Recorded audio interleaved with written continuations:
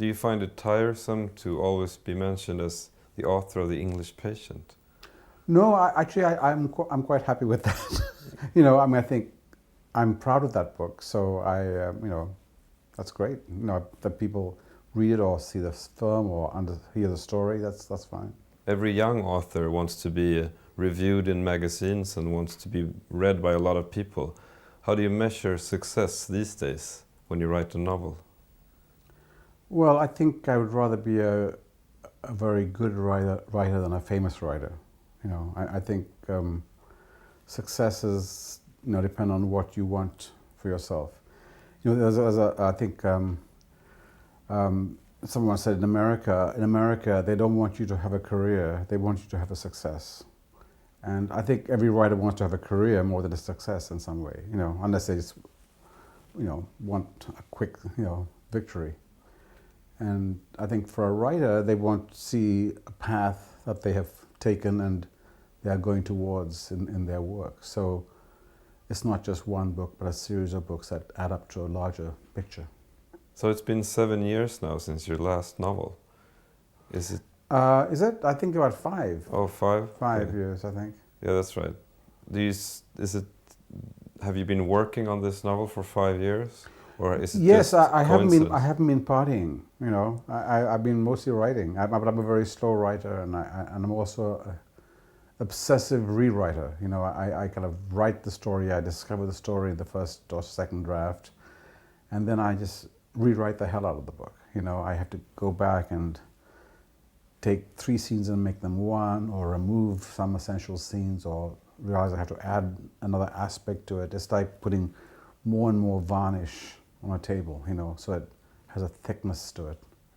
I read a lot of your poetry when I was a teenager, and I can see your poetry in this novel.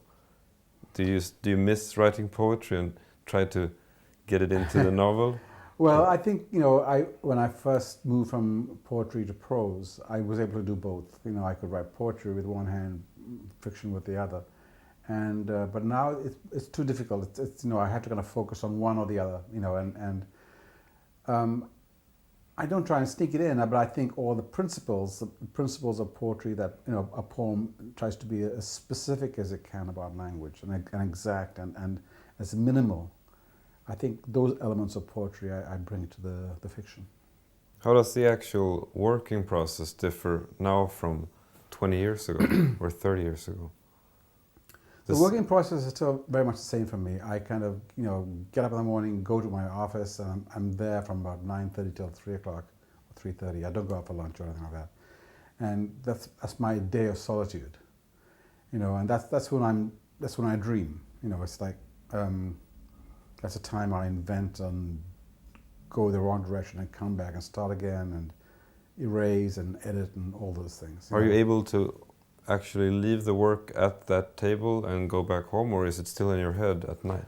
No, I can pretty well leave it. It's like it's almost like I don't think about the book unless I'm writing. I don't plan ahead.